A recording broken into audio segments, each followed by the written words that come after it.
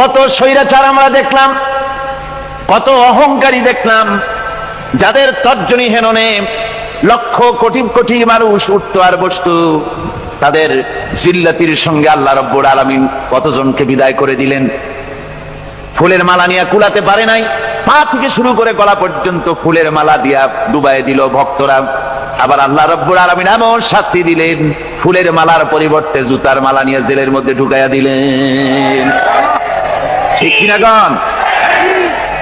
অহংকারী আর স্বৈরাচার যারা হয়, আল্লাহ পাক এভাবে তাদের দৃষ্টান্ত দেখিয়ে দেন। আমরা কত দেখলাম, 9 বছরের রাজা 10 বছরের সাজা।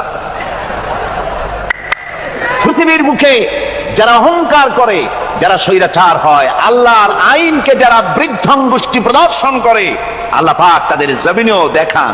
এখানে চূড়ান্ত ফয়সালা আল্লাহ করেন না, আসল ফয়সালার জায়গা তো আছেই, তবে এখানে নমুনা দেখায় দেন। কিন্তু মুশকিল হচ্ছে, ইতিহাসের সবচাইতে বড় শিক্ষা হলো, ইতিহাস থেকে মানুষেরা শিক্ষা গ্রহণ করে না। একজনে যে কাম করে বিপদে পড়ে, আর একজন এসে আবার সেই পথেই অগ্রসর হয়, নিশ্চিত মৃত্যুর পথে।